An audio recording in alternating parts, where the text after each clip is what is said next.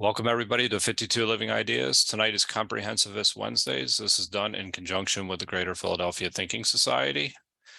Tonight, we'll be continuing our series on neuroscience, and we'll be talking about brain-computer interfaces. And the schedule is, Sanjay is going to present for about 20 to 25 minutes.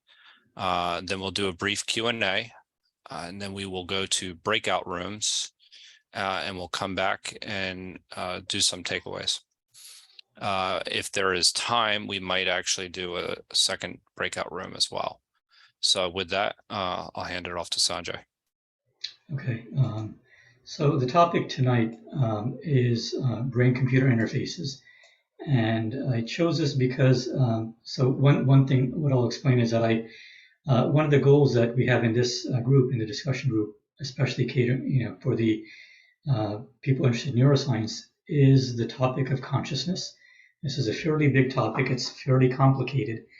And a lot of the talks that I've done are meant to not only introduce, but to prepare everyone for trying to understand and, really to delve into the area of consciousness and what it entails. I've already done, I think, 2, maybe 3 talks more than a year ago on consciousness. So this is actually, it's not obviously about consciousness, but it ties in. I mean, every one of the talks that I've done this year dovetail in one way or another into consciousness. And that's one of the things that I've tried to do, is to provide different aspects of how our brain functions, our brain and mind function. And a lot of that information, for the people who've been involved in most of those, it'll be easier. But if you haven't, you can go back to some of the earlier talks, or if you can always raise questions and talks specific to the topic we're talking about, how it relates to consciousness, for example. So that's overall one of the goals. And so the way that brain-computer interfaces, they don't, it's not obvious that they necessarily tie into discussion on consciousness. But what it does do is it provides us the ability to understand how, and we've talked about information being a hallmark of not just human brains, but every brain, every animal brain, every lower animal brain. And brain-computer interfaces are all about getting information into a person's brain and out of a person's brain, and using that information to help them do the things that they want in life. Usually, the people that, at least today, so far, the people who have been involved in brain-computer interfaces have had either congenital defects, or they've had a loss of function due to stroke or other disorder diseases, and so they've been candidates for augmenting their lost ability using brain-computer interfaces. And the best way to do that is, every brain-computer interfaces uses information. It takes information out of the brain into a computer, or it takes information from a computer and puts it into the brain, one of the two, or in more complicated systems, it'll do both. So the fact that information is used in brain-computer interfaces means that information affects the way that the person interacts with the world, and also for more complicated interactions, it can affect their reality. And we won't go into too much of this because there's nothing out there right now that actually augments a person's reality, similar to what, let's say, hallucinogenics do. Hallucinogenics, they really change a person's reality. Like people who are aware of LSD and ayahuasca, it's got these types of psychotropic elements, materials. They actually drastically change a person's sense of reality, sense of sensation. And brain-computer interface can do the same thing, because it's really about changing the information that's in the brain. So they can do that, but that's not being used right now because it's a much more remote area. Right now, BCIs are used for helping people to live the simplest aspects. So let me start the slides that I have, and we'll go into just the basics in the beginning. And there are 3 companies that I wanted to go into that have brain-computer interfaces. Well, I want to highlight 3 companies that have done this. So hopefully everybody can see the screen. If you can't, let me know. So first, what the basics of brain-computer interfaces are that we have a brain which provides us sensory perception. So all of the ways that our brain can perceive the external world and the internal world. Our brain also senses the insides of our body. For example, our heart rate, our digestive system, these types of things our brain actually senses. So sensory perception is something that's in our brain. Our brain also performs motor control of various parts of our body, both the internal parts of our body. For example, digestion, the intestine actually is controlled by our brain during digestion because intestine actually moves. So does our esophagus, for example. It literally moves. It pushes food down into our stomach. So there are many things inside our body, but also outside our body. Obviously our muscles, all of our musculature are controlled by our brain. So motor control is a very important part of what our brain does. And then there's this area of awareness, of consciousness, of sensation of reality, of thought and emotions and processing. These are the more pure cognitive areas, the cortical areas that our brain does. So these are all aspects of the brain, by itself. And then we have what computers are capable of doing. And there are basically two types of computers.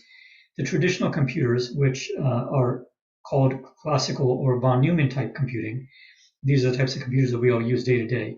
Our smartphones and our computers are all von Neumann computing. And then there are more modern, more advanced types of computers, for example, artificial neural networks, which many of the AI systems, more advanced AI systems, are actually neural networks modeled on how the brain works. And then we also have quantum computing, which are more emergent, they're more modern systems. But all three types, von Neumann, or artificial neural networks, and quantum computers, all fall under the computing side of things. And so BCI is really about interfacing or connecting a human brain. And actually, a lot of the research began with animal brains, with mammals, with sheep, pigs, monkeys, macaques, many types of advanced mammals, higher level mammals, interfacing their brain with computers, usually with artificial neural network based computers. That's the main type of computer that is being used today with BCIs.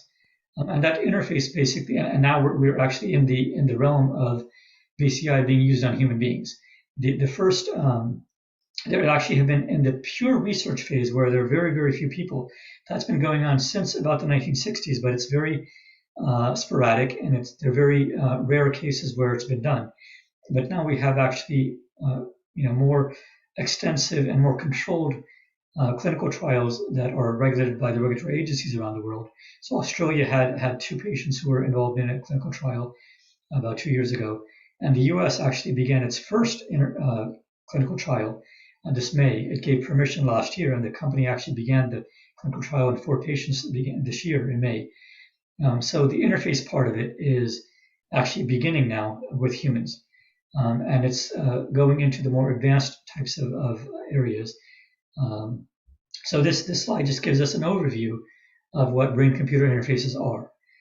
That it's a way for a person to either augment, and let me go to the next slide. I think I go to. So it allows either augmentation or replacement of lost abilities in the brain. So augmentation means you're adding features to the brain. So the person might not have lost any features, or they might have lost only a few features. And you're helping and you're providing additional features or enhancing the existing features that they have. So for example, perception. Perception is vision, hearing, all of our senses. And we think of only 5 senses. We actually have more than 5 senses. But augmentation can be to more of these senses, or a replacement if the person has lost ability of vision or hearing. We have begun to have BCIs which provide replacement, but at this point, the vision part of it is going to be very crude because these systems vision is one of the most complicated things that our brain does. And the BCI systems are not that complex yet to give us full vision capability. They give us very blurry, or in the patients who this has been tested and used in to help them. They have gained some bit of vision. It's not similar to the vision that normal vision provides, but it gives them some bit of ability to very gross perception of what's in front of them. And through time and training, they learn to recognize certain features and shapes, and it actually becomes helpful to them. It does help them. So prior to the implantation, they had no vision in either eye. And after implantation, after months and usually years of use of the implant, they have some functional level of ability to use this. Again, it doesn't replace a full sighted person's vision, but it does give them increased ability. There's also motor control, and this is where there's been a lot more activity. And actually, perception has been mostly in the ability to perceive sensation, for example, with limbs that are lost.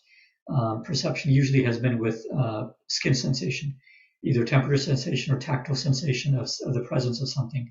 That's where the sensation aspect has been most tested and most done. Motor control is a secondary where it's been tested. And again, this is where the person is helped to use their muscles, whatever remaining muscles they have, or a different set of muscles. For example, if they want to use a limb, arm that's missing, the system may actually allow them to use muscles in their leg, muscles that are rarely used in their leg, to actually control an arm prosthetic. Or for more advanced prosthetics, they may actually use limbs of their upper elbow or their upper forearm to control fingers. Muscle control is one area that there's been a lot of research in. Cognitive abilities, these can be augmented or replaced, although we don't have many systems right now. Any type of cognitive ability that's being done right now is a part of the first two, meaning when you're doing perception, when you're perceiving your environment around you, for example, touch, that area, that ability to perceive is actually much more complicated than initially it was thought. And so the perception itself requires us to have cognitive abilities in sensing, for example, are we sensing a feather, or are we sensing a sharp tack or a needle or something? There's much more complicated processing the brain has to do. So the cognitive abilities that have been implemented so far have actually been to augment either perception or motor control. They're not pure cognitive abilities, for example, thinking or memory or what we traditionally think of cognitive abilities, that we don't have the ability to do that yet. That's much, much further into the future. And BCIs, theoretically, in the future, they can do much more advanced things. They can do things that we don't have the ability to do. For example, when we think of telepathy, of actually transporting, or transmitting our thoughts through the air, for example, or maybe through the internet, which effectively is through the air, into another person's brain. And in this case, both people would have to have a BCI. They both would have to have brain-computer interface into the brain. But in that case, basically what you're doing is you're telepathically communicating, and it may be emotions. This may be, in theory, this can be the most advanced type of communication that we can have, because the communication we have today is symbolic and it's not very accurate. So if I use the term, telepathy, right? The word telepathy has many different meanings to different people. It doesn't give an exact meaning of what I'm thinking of. And the exact meaning that I'm thinking of may be very broad and exhaustive of that word, but the listener may only grasp one part of that, the experience that they have with reading about telepathy. And they may only perceive that I'm talking in that sense of telepathy. They might not understand that I'm talking about telepathy in a more broad way. But if we had the ability to telepathically transmit our thoughts, the full detailed thoughts, then the fact that I'm thinking of telepathy in a broad sense, that entire packet of the conceptualization of telepathy, we transmit it into the other person's mind, and they would have pretty close to the same level of sophisticated understanding that the person transmitting has, without using words, without using writing or any other methods. So that's another, for example, ability. New abilities also include the ability to control wheelchairs. These we have to some extent already. But there are many more advanced features of controlling the world around us. For example, the ability the military has actually tested, and there are research efforts in place where a military pilot of a fighter jet, is being given the ability to do advanced capabilities, because modern fighter jets are very, very sophisticated. And oftentimes it's very difficult for a pilot to do everything they need to in very dynamic situations, for example, during warfare. So these systems are augmenting and advancing the ability of pilots, military pilots, to control the multiple aspects of the system of the jet that they're flying, from targeting, enemy missiles or enemy aircraft, from detecting, doing broad scans of the perimeter around them, the area around them, dozens or even hundreds of miles around them, looking for targets. Each of these tasks requires full concentration by the pilot today. And these new capabilities would offset a lot of that ability into these systems, while not necessarily hardwiring, but inputting the information into their brain so that they can handle a lot more capability than a normal person would. So these are new abilities that are under research phase. There are actually, fifth on this slide is a detection of disease, and there are actually many more that I won't go into, but these are just examples of how brain-computer interfaces are known to provide benefit to people in specific cases. So detection of diseases, there are actually systems which are used to detect epilepsy in patients. There are systems that are used to either the detection of ALS and Parkinson's isn't that advanced yet. These systems have been proposed and they can be done. The model is not that difficult to do. It's just that we don't have systems in place, or at least I'm not aware of systems in place that are doing detection of Parkinson's or ALS or other neurodegenerative diseases. But epilepsy is something that's been done. There are actually systems in place which not only detect, but actually try to control some of these diseases. So in a sense, those could also be thought of, for example, deep brain stimulation. These are systems that are implanted in the brain. So those can actually be thought of as brain-computer interfaces. They're not traditionally thought of that way, but they can be thought of because oftentimes they are set up using an external computer, and then the computer is kind of removed from the picture, and that implanted device continues to operate for months, often years, doing whatever it needs to do to help the person's brain. So a BCI brain-computer interface does not have to have a constant link. That's something else that I want to explain, is that it doesn't have to have a constant connection to the computer. It can be that the computer teaches the implant to do certain things. Although most of the BCIs today don't function that way. Most of them do have a live computer link, either wired, using a wire, or using wireless communication. So these are the general types of augmentation or replacement that BCIs are capable of, but there are many more sophisticated systems that they can be used for. So I'm going to go into just three types of systems that exist today. Synchron is a company. It's actually a US-based company, but they have their research offices in Australia.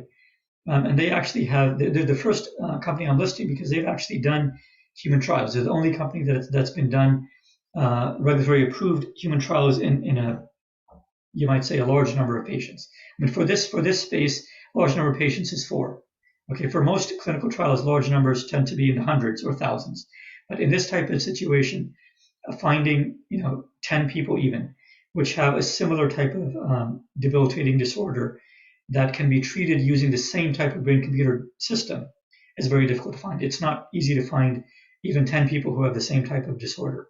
Therefore, the initial human trials are limited to, right now, the FDA has approved 4 people in the US. In Australia, this company Synchron, they had a trial of 2 patients. So that's the level that we have right now. Although there are individual research-phased efforts that have been going on for over 50 years now, but those systems have been one-off, and they have been very, very they've been very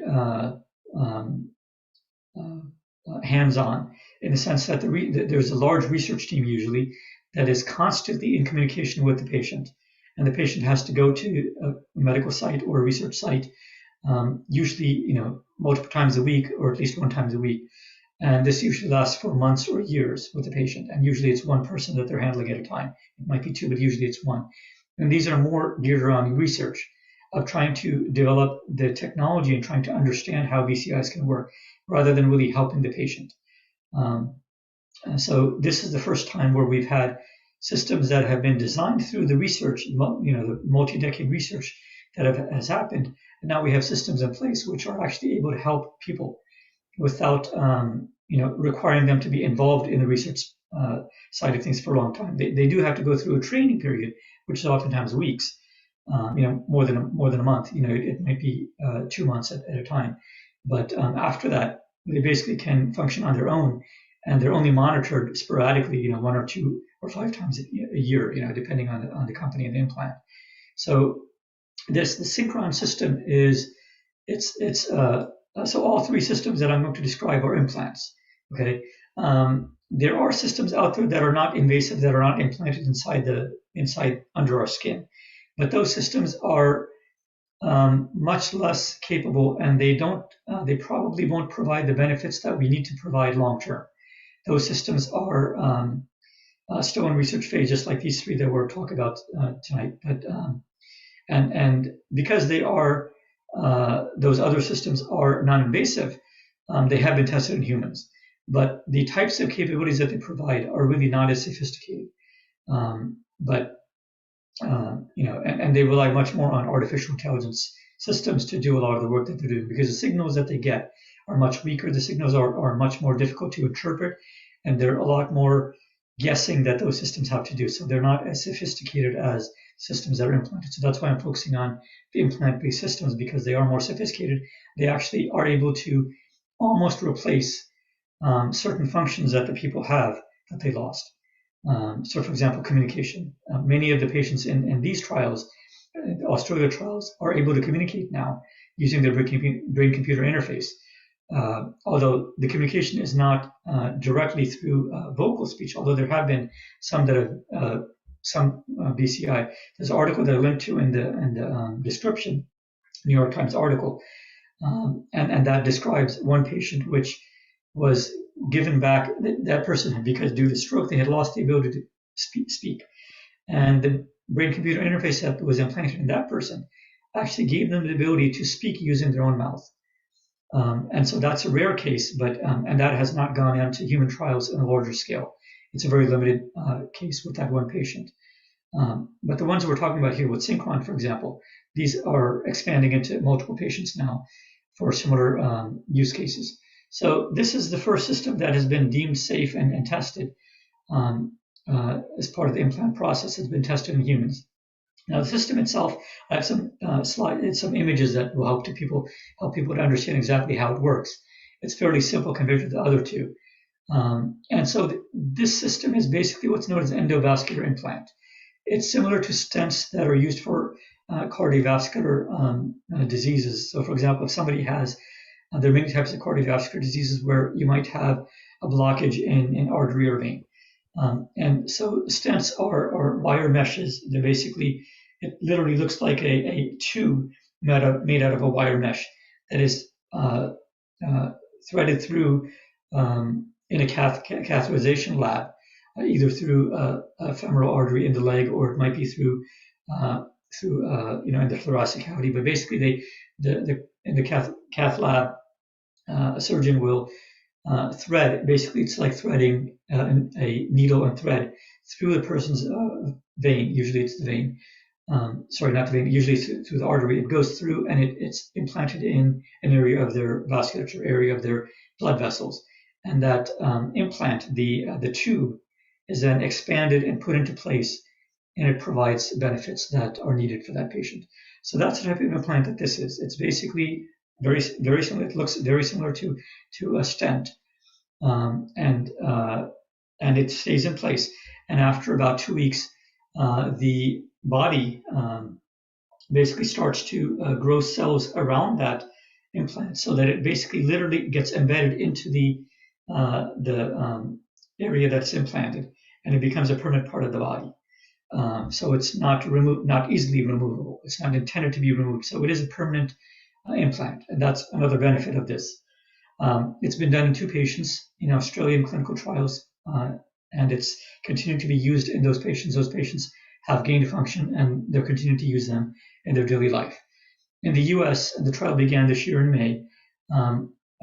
One patient was implanted fairly early. I believe there's a second patient who either has undergone or will be undergoing the implant fairly soon, and 2 more patients are being searched. So the clinical trial process has begun, but they don't have it in all 4 patients yet. It does take time, and obviously you have to find patients, and then the patients themselves have to be assessed to make sure that they're good candidates for the trial.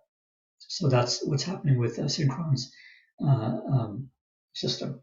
Their system it uses the internal wire that so after the implant is implanted into the brain, and right now this implant is designed only to go into one specific area of the brain, which is at the top of the skull, and it goes very close to an area of the brain which is called the somatosensory region. In that region, what it does is actually the somatosensory motor cortex. It's near both of those, and there's a gyrus. If you have seen images of normal brains, there's actually a fissure, a split in the brain in that area where the brain is, and there's a blood vessel that runs very close to that along that region, and this is designed to be implanted specifically in that location because that location allows us to sense almost every part of the body. Although the implant size is limited, so it is not able to sense from every part of the body. It's able to sense from a large part of the body. And it's in theory, it would also be able to actuate or send signals to the motor cortex, which is in that region. Although this company has not done that. They're only using it for sensing at this point. In theory, in the future, they might be able to do sending signals into the brain to allow the person to control muscles and things, but that's much more further into the future. The current clinical trials are not doing sending of signals, and it's only reading signals so that the computer that's on the outside can figure out what the person is thinking about or what their mind is doing, in a limited way in terms of the sensory pathways. So that implant is implanted at the top of the brain. Then there's a wire that through the vasculature it's threaded through, and there's on their chest, under their throat. There's another implant that's actually implanted just under the skin, and that's where the interface to the computer comes in. And there's a device that they can wear. It's magnetically, removable or attachable. And while it's attached, then that device has a wire going to the computer that allows this person and the computer to interface together. And the computer is done externally to a computer. And right now, the computer is using neural networks, artificial neural networks, to do a lot of the processing and interpretation of what the signals are that this implant is picking up. This is still experimental, although it is successfully used in humans. And these patients have gained back significant ability to communicate, although again, not through their mouth, not through writing. If some of them have lost ability to write, most of them have lost the ability to speak and write. So one of the patients, he had lost complete ability to control his body from the neck down. So he couldn't write. He couldn't. I think he actually had lost ability to speak also. This was an Australian trial. Actually, no. The patient in the Australian trial had the ability to speak, but they had lost the ability to write. But speaking still, you can't really do much because they couldn't use a computer. Speech interface to computers are there, but they're relatively slow. And the system was found to be much faster than that. So it gave him the ability to use a computer as most of us use, almost as we use. There's a pop-up keyboard that pops up, and they can use that keyboard. There's a modification to their browser, to the internet browser that they made for their computer. And so they can use their computer and internet for many functions. Not every function, but many functions that a normal user would be able to use. These patients are able to use now using their regular computer. So communication abilities have been improved significantly in many of these patients. And some, the ability of mobility, if the system is interfaced to, for example, a wheelchair, electric wheelchair, then it gives them that ability also. So again, these are deemed experimental because these are early clinical trials. In the clinical trial process, this is one of the first types of trials that are used. And these initial trials are only used for safety. Okay, even though this trial actually also was able to assess whether the device actually worked or not. In theory, the first initial clinical trials don't have to assess capability or what's known as efficacy or effectiveness of the device. They don't need to do that, but in these trials, they actually are able to do that. But the main purpose is safety for the person. Make sure it doesn't cause any long-term harm or leaching of chemicals or anything into the person, things like that. So this company's implant have been used for for 2 years now in 2 patients, and there's been no negative effect in these patients. And again, these devices can provide complex control of computers, browsers, devices. And again, this system today is not able to send signals into the brain, but in theory, although it will require a lot of development because the system is not sophisticated enough today, and probably the implant itself would have to be changed for it to be able to send signals into a person's brain. So the people who have already been implanted, it's unlikely that their implants will be able to be augmented or retrofitted to allow them the ability to control their muscles or things like that. They might have to have those implants removed, new implants put in.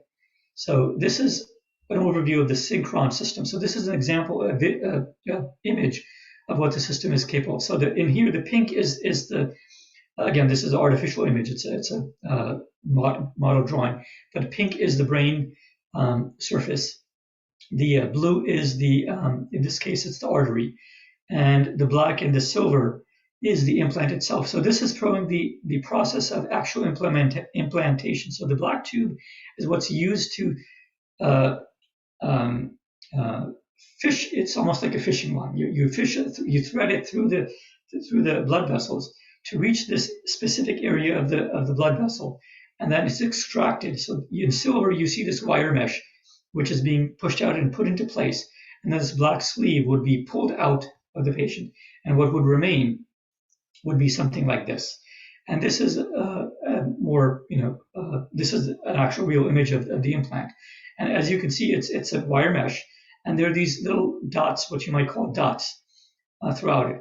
And these dots are the individual sensors that are able to detect signal from nearby neurons that are nearby to. So for example, in this location, whatever neurons are in the pink regions around here would be able to be sensed by the system. And again, there's going to be a wire that continues to stay, even though this black sheath would be removed, there would be a wire that continues to stay within the blood vessel. And that wire would be implanted into the chest, as I described earlier. It would be threaded in, and there would be another implant into the chest area that would actually allow the system to communicate with a computer that's designed to work with it. So the computer has to be specifically designed to work with this implant. You can't take any computer and plug it into it. And this is an image. Again, this is an artificially drawn image of what the system would be doing. So at the top, we see a very bright light. That's there's no light involved. It's not light, but that's giving the impression of information or signals that are being picked up. In the blue part up here is depicting the signals that are flowing from the neurons in this region up to this implant. And then toward the back of the region, toward the left of this image, you'll see this thin wire that's kind of threaded along, and it goes to the brainstem, and it'll flow from the brainstem down to the person's chest cavity. That's where the signal would actually be picked up. So this is a simple model of what this implant entails.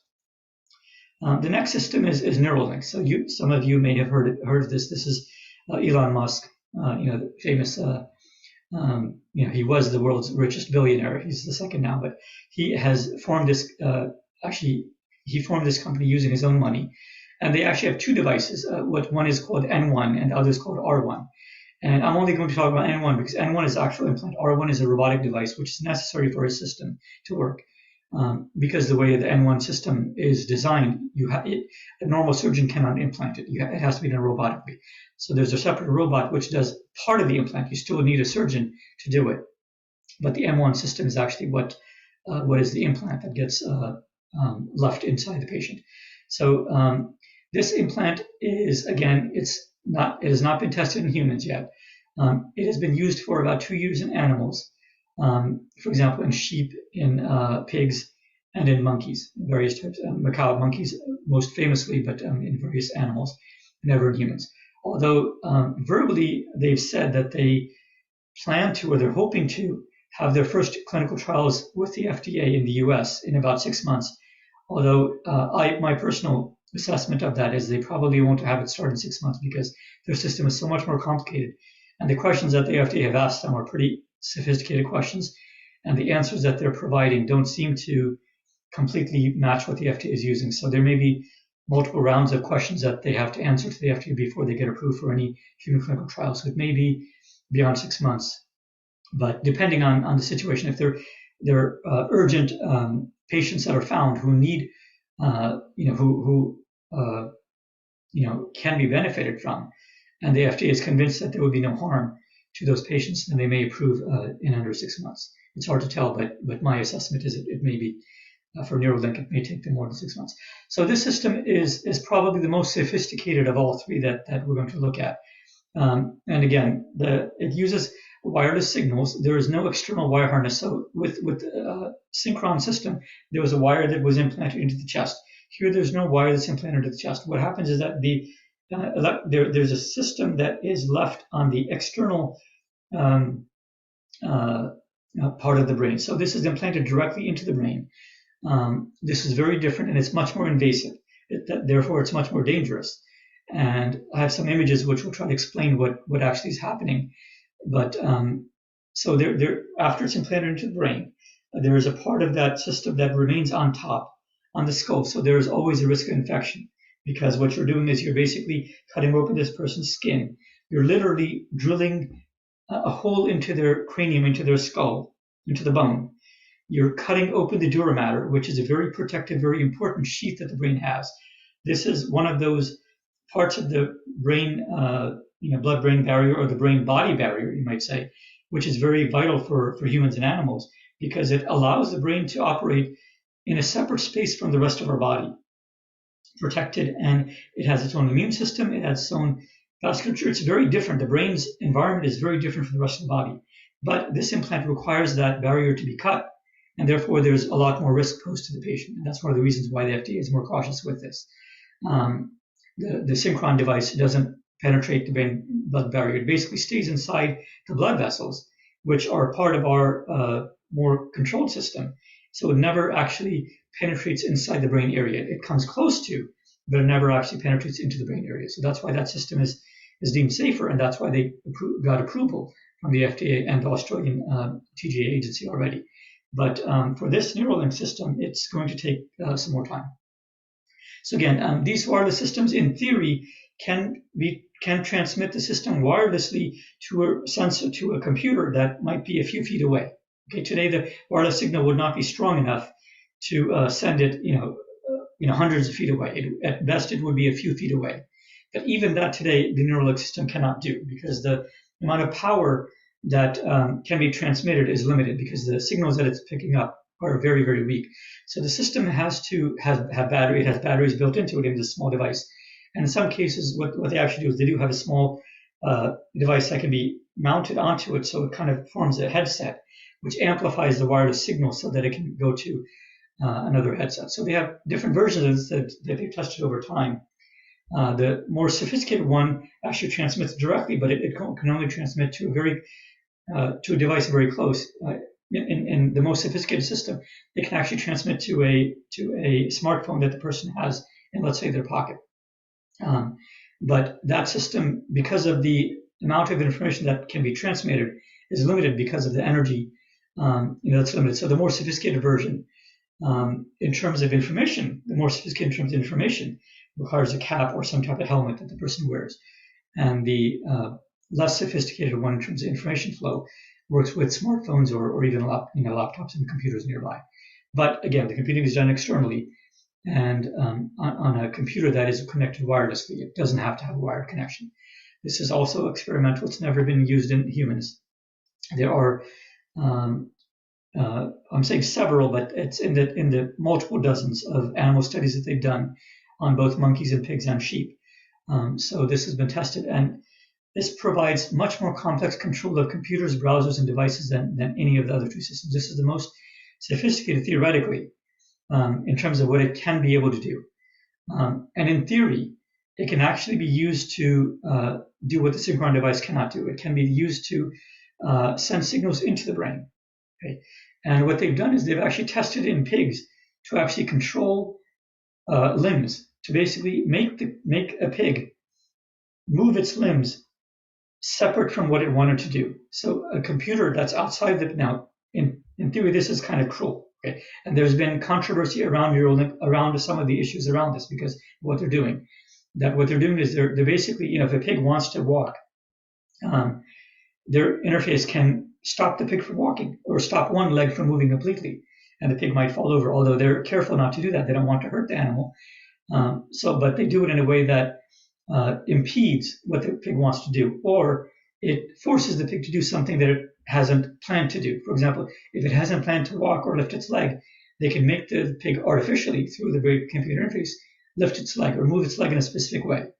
And that aspect, though, is much more experimental because it is very crude movements and it's not always as accurate as it needs to be in a person. So that aspect of it, of the ability to send information into the brain, is purely experimental, and that will not be in a human trial for at least, I expect, 5 years. It's very rudimentary, that aspect of it. But the ability to sense, similar to what the synchrone system is doing, that can be used in human trials. Although again, they have to get, for safety reasons, they have to get approval from the FDA. So here's an example. Here are some images around the Neurolank architecture. So prior to this, what they initially did was they had implanted electrodes using more massive surgery, and they had behind the ear an implant which was worn by the patient behind the ear, and that was doing, so it was similar to a hearing aid, and that was doing the transmitting. Now what they've done is they've changed it so that there's almost the size of a quarter. The implant actually sits on top of the skull, and again they have to literally drill into the skull. They have to drill through the dura mater, and the implant goes into the top surface of the cranium, of the cortex, neocortex, and it intrudes between 3 to 5 millimeters. Actually, not 5. I think it's around 3 millimeters, but it's depending on the version of implant that they've had. They tested this in animals, different versions, so that they're trying to get further into 5 millimeters. Now, the difficulty with their system is that the brain, as we saw with the centrode system, with the synchron system, the brain has blood vessels inside of it, all over the place. And so one of the problems with the Neuralink system is that when they're putting this implant into the brain, this implant can actually damage some of the blood vessels, which would be very deadly, because damaging a blood vessel is akin to causing a minor stroke in the person. You don't want to do that. So that's one of the reasons why they had to have this second device, which is the R1 device, which is a separate device. It's a surgical device, which helps them to guide the implant in a way so that it doesn't damage too much of the brain. It still causes damage, but they're trying to minimize the damage to the person, or to the animal in this case. They've only done this in animals so far. So, and then this implant is basically glued to the skull, and the skin, the person has to take antibiotics because the skin, there are infections that will continue to crop up. So it's a more complicated type of implant for the animal. And that's one of the reasons, again, why the FDA is a little more cautious, because there are many aspects to this that for a person would not be as comfortable. It's not like they get the implant, they can live with their life. They will have to go to the doctor for certain medications to make sure there's no rejection or there's no infections. They would have to have constant checks. It's a much more involved process, this implant would be. This is an image of one of the earlier generation devices, and again, it's the size of a quarter. And this is the top surface of the implant, and then behind it you see what looks like threads. And this is actually, there's in the first generation implant, they had about 1,024 electrodes.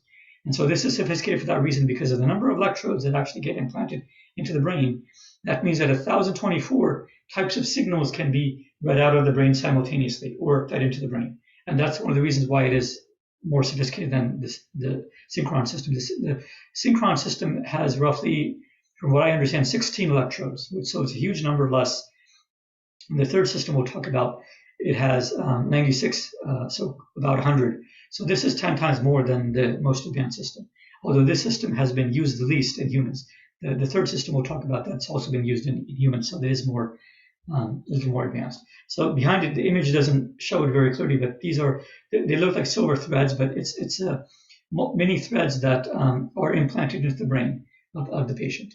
And this is an image of the implant, blowing out image. This is the top. surface, it doesn't necessarily look like this. This is an artificial representation of it. And there's a battery that you might see. You might recognize the battery. There's literally a battery inside here. So there's some risks with that because batteries, if they're not correctly used, they can overheat, they can cause. And one of the things with human brains, with animal brains, is that heat actually kills cells. Heat can actually destroy brain tissue. So that's another issue with this implant because it has a battery there. That battery, if it causes heat, rise in heat, there are additional risks to the patient. So this is a much more complicated implant. It seems to be more dangerous, although they're trying to work on alleviating a lot of these risks. And then behind here, you see this doesn't look like threads, but they're individual threads. This drawing is a simplistic drawing, but these would be individual threads. Each of them can be implanted in slightly separate regions, although there's a limit to how far they can span. At most, it would fan out, but they tend to implant it almost vertically so that they retain this type of shape, although they're individual, what they call electrodes or wires. So that's the Neuralink system. And then this third system it's a company called Blackwell, and it's called the Neuroport Array. And again, this is invasive. It's similar to the Neuralink system, although it's been used much more, and it's older than the Neuralink system. It does require a wire harness, so there is literally a connection from this implant, a cable basically from the person's head to the computer. So that's not as comfortable or easy for the person. The implant lasts about 2 to 5 years. For Neuralink, we don't know how long it'll last in humans. It's been tested in animals for about 2 years. And what they found in those 2 years is that it does degrade, and the implant does need to be removed. And so Neuralink has done also testing in removing the implant and then reimplanting a new version of it, which is actually complicated and not as good. But they've done testing around that too. And those are some of the issues also that the FDA has gone into. And this company, Blackwell, have also done the same thing. They've also done testing around removal of the implant and replacement of the implant, and they've been able to do it successfully. And from the research that I did on this, one patient, and there may be more than one, but one patient that I found has actually had this implant for 15 years successfully and is still going. So 15 years, this is a long term for this implant. So it's shown feasibility and safety pretty well, although this company has not done a traditional clinical trial. So they have not gone into a clinical trial the way Neuralink and Synchron have done. They're still in the pure research phase. They've only done this in one or two, a small number of patients. I don't remember the exact, I didn't do research on this company in detail enough because the system is probably not going to continue because Neuralink system does what this system does in better ways, you might say. But this system has much more history behind it and testing behind it. So as long as Neuralink can show that it's as safe as this system, as Blackwell system, they may be able to use the testing that the system has done. Although it's not a one-to-one replacement, so they can't really do it as easily as it might seem to some people. It's actually they're very different systems when you get into the details of them. In theory, they seem to operate in similar ways, but they are very different systems. So this system, again, it's been known to last between 2 to 5 years. In that one patient that I talked about for 15 years, his implant, the second implant, has lasted for 7 years and continues to grow, and he doesn't want it removed. Although if it is removed, they probably will give him the option of having a reimplant of the third implant in his case, so that he can continue to be involved in the studies. He's a phenomenal patient. He's been a phenomenal person who's helping the research team in Sanford. So this system does have a wire harness that can be disconnected. So the person can be disconnected from the system. They can live their life without a brain-computer interface. And then when they go back to the lab, it gets connected back, and then they do help the research team do studies. So this has been used in several patients, again, more than a dozen human patients and many more animal patients. It provides a much more simple level of computer browser device interface. It's similar to the Synchron system, the first system that we looked at. And again, one patient has used it successfully for 15 years, and it may continue for longer. This patient is healthy. He is 68 years old, but he seems to be healthy and motivated to continue. So it may go on for, who knows, another 10 years, hopefully. And again, the system is experimental. It has not gone through any clinical trial, any human clinical trial yet, because the company, it's expensive, and this company has focused on the research side of things only.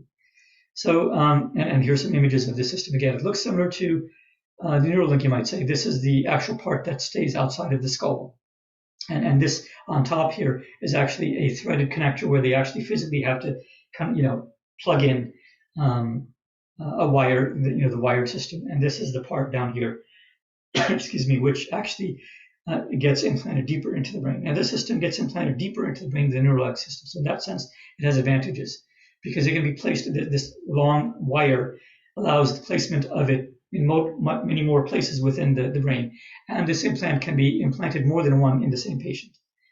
So in that sense, it's a little more sophisticated. Although the Neuralink system can also theoretically be implanted more than one in a patient, but they haven't done it because, again, it has to, the risk of, infection and other issues with these types of implants. This is a more close-up image, and this bottom image is not in human, obviously. They haven't done human, but this shows the top is a grid. It's a 96 electrode grid, and each of these electrodes are literally metal, although they're biosimilar in some sense. Although what happens is over time, this metal literally degrades. It actually gets eaten away by the immune system of the brain. Again, this is implanted in the brain. And this here, you can see the vasculature of the brain, that there are blood vessels all over the brain. And so this is the reason why Neuralink found it so difficult to implant it in the brain, because there's so many blood vessels. And so they had to develop a custom robot to do that. This company doesn't do that. What they do is they have a much more highly trained surgeon do the implant. So the surgeon is doing a lot more of the work. And that's why it's more difficult to implant and explant to remove. But it stays in place longer, and it provides more sophisticated features because it can be implanted in many more areas of the brain than Neuralink has tested their system. So these are, let's stop here and do some Q&A. If anybody has any basic questions about these, we can go into those.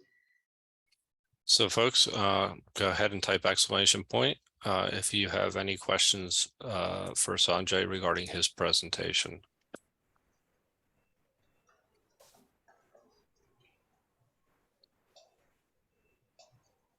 Yeah, these things should be pretty straightforward. Judy, go ahead. Go ahead. Okay, it's a personal experience that I have with having a stent put in my hearing middle ear. I have something called otosclerosis. So about 10 years ago, I was put in a stent. And I was just wondering if this is the same stent that you're talking about, the stents that are put also in the hearing conduction area, so you can hear better. Right. So is this the same? So I'm not familiar with the stent for hearing. Is it augmenting your hearing, or what exactly is it doing? Can you explain? Well, it did for a while, but not anymore. Okay, it doesn't help anymore. But what was it doing? Was it providing a more clear channel for the sound to go into your ear? It was replacing a bone called a stirrup. Yep. That is right in the middle ear. Okay. And it replaced it for a little while, a couple of years. It made me hear better. It gave me a wider information from people that I used to be a teacher. So I could hear better for a couple, maybe more, about 5 or 6 years more. But then I had to start using hearing aids, and the thing eventually it got worse. And now I can't hear at all. But I'm thinking of doing another one. And I was just wondering if it will have changed the technology from then, which was like 1980s, to now. And you kept talking about the new things that are happening. Just wondering if you had heard anything in that area for people that have hearing impairments. Okay, so yeah, so the current systems are not really doing what your system did. It sounds like what you had is more of a cochlear implant, although it's not a full cochlear implant. It wasn't cochlear. It wasn't Right. cochlear. Well, it's going near the cochlea, because the stirrup is basically it's the three bones. They transfer the energy from the tympanum into the cochlea, into basically cilia, which are hair cells, and the nerves that are connected with cilia. So it's transferring sound energy into electrical energy. So I'm not sure exactly how they use a stent. I mean, the stent may have been reinforcing the stirrup, or it may have been replacing stirrup. It But was replacing. okay. So it's a little similar, but it's not the same. So what the synchron system is doing is more similar to stent that's used in cardiovascular surgery, in that what it actually does is, it's put into in the current system, it's put into my understanding is an artery that's sitting on top of the brain, and it just remains there. It doesn't move. But your system was your stent was probably moving, because the stirrup is a bone that literally had to move. So your system would have to have moved along with it. Was a shunt. Was it a shunt or a stent? Because it sounds like it was. It was made out of the cartilage from my earlobe. Okay. All right. All right. So they may have used a stent to reinforce the cartilage material. Yeah. Provide a support structure to physically make it more rigid, while at the same time, absorbent and able to be implanted. So that's different, but there's similarities in this system, in that they both involve a wire mesh. So your system would also have had a wire mesh, although this system, at least synchron system, that's the only one that we've talked about today that has a wire mesh. Other ones don't have a wire mesh. But the difference is that with synchron system, is not only is it a wire mesh, it also has sensors which are designed to pick up directly from nearby neurons.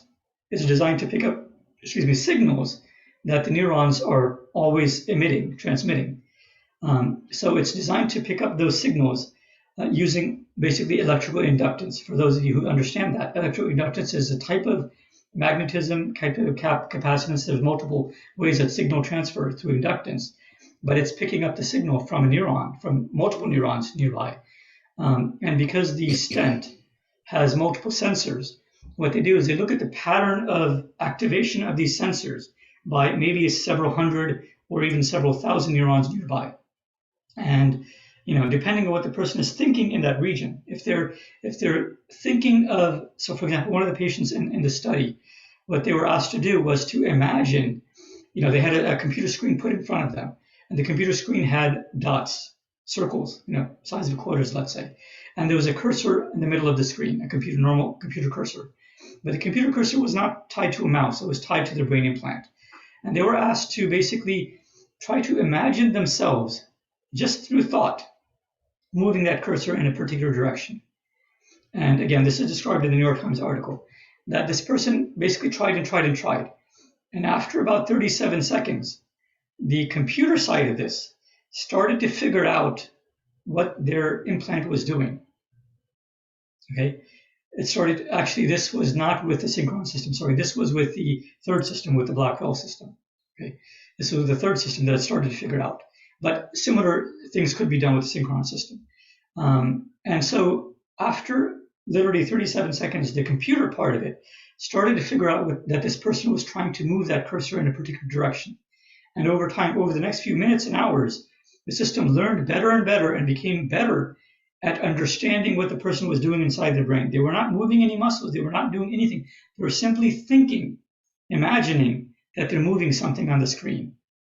Okay. And the person, what he said, what he was doing when he was, asked to do this, was he said that there was a movie that he saw in which the actor or the character in the movie was a ghost, and the ghost was trying to communicate with, because the ghost was obviously dead, he was trying to communicate with his living, I think, girlfriend, somebody, and the ghost tried to move a penny on the ground.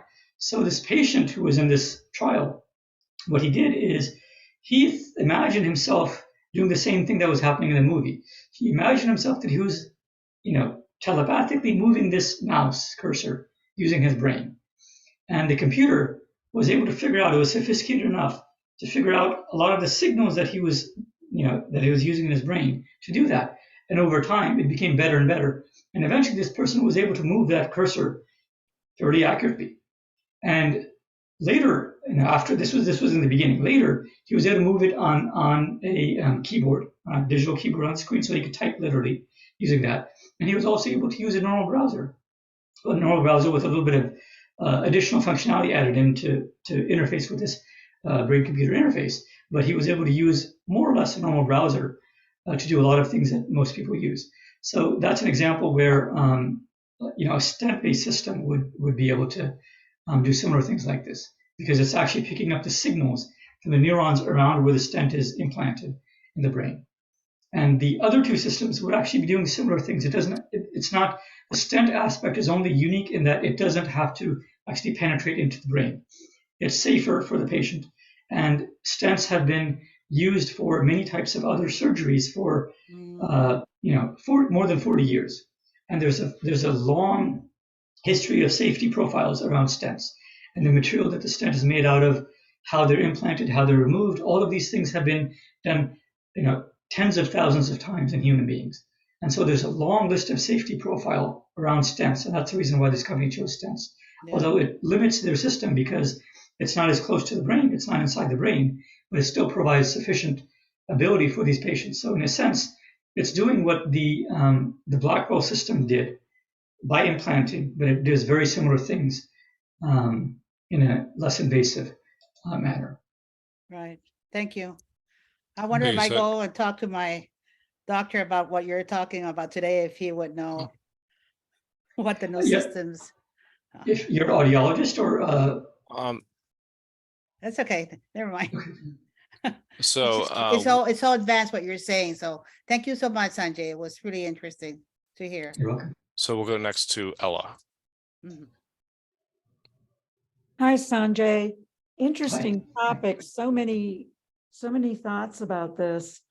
Yeah, the augmentation sounds really advantageous to so many people, and especially in the area of neuromuscular, because there are so many diseases affected by the weaknesses in that particular system. So, I mean, and it seems like from your that I think it was the synchron stenstrode, the outermost one that doesn't affect the blood-brain barrier. Okay, yes.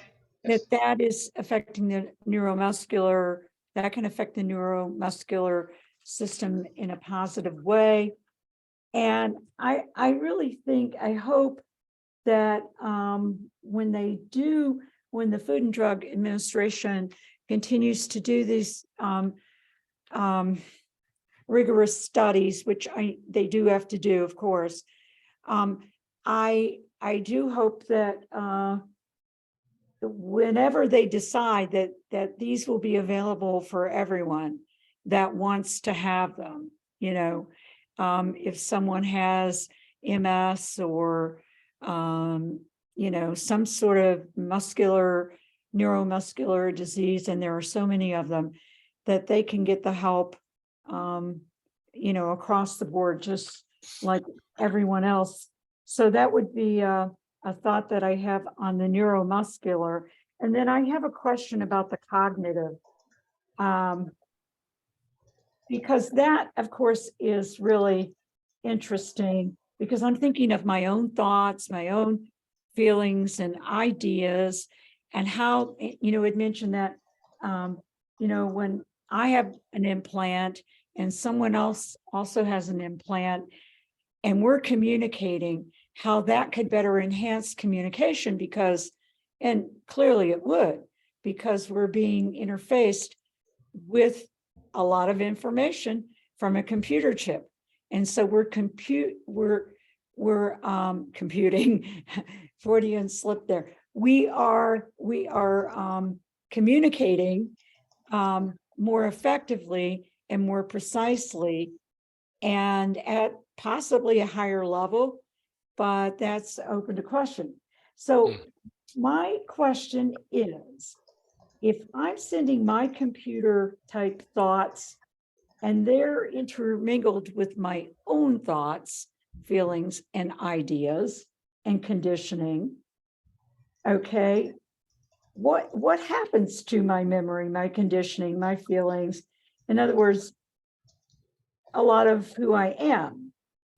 And then when it's mixed with someone else's in the process of this interface communication via our chips, they with their mind, their feelings, their thoughts, and their chip, what is the outcome and the result of that?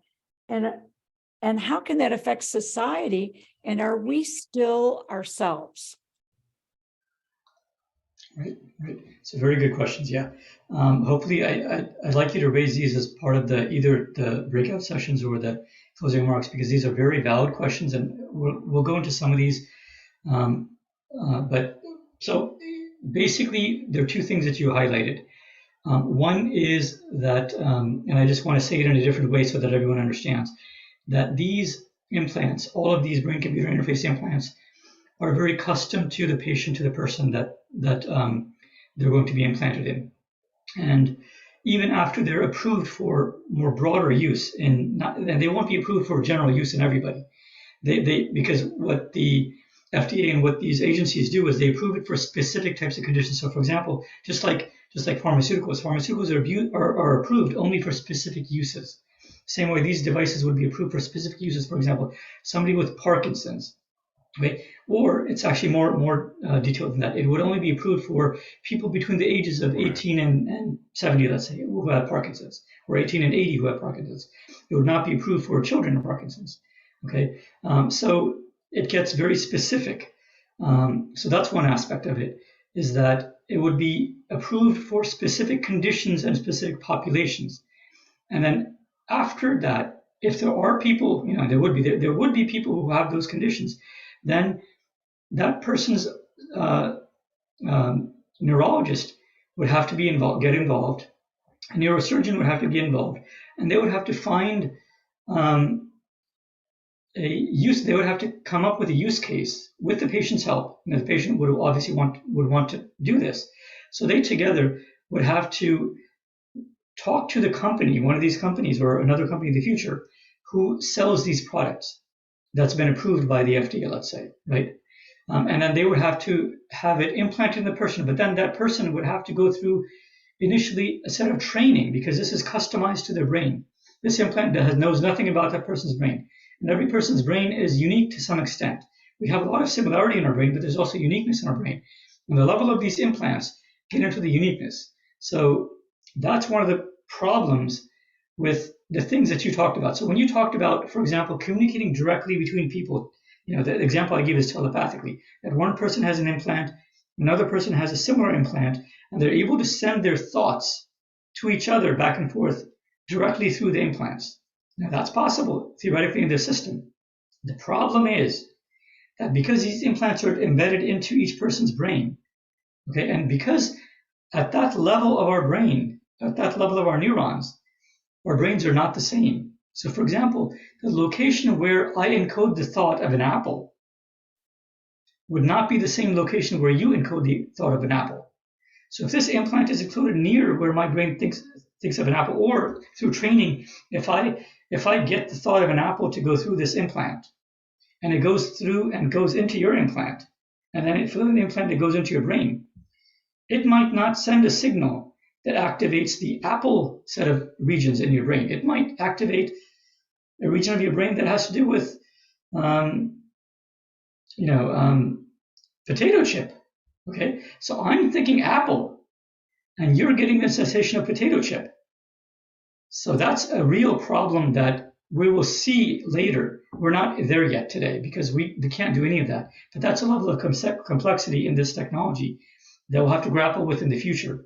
That's one of the reasons why right now this is only being addressed in very, very simple things, not about actually communicating directly between people, because that is it has orders of magnitude more complexity. And then the second issue you brought up about intermingling of who I am, who the person is, that gets into identity, that gets into so many other aspects. And again, this has to do with the structure of that and how the person's brain grew from their childhood, which is unique.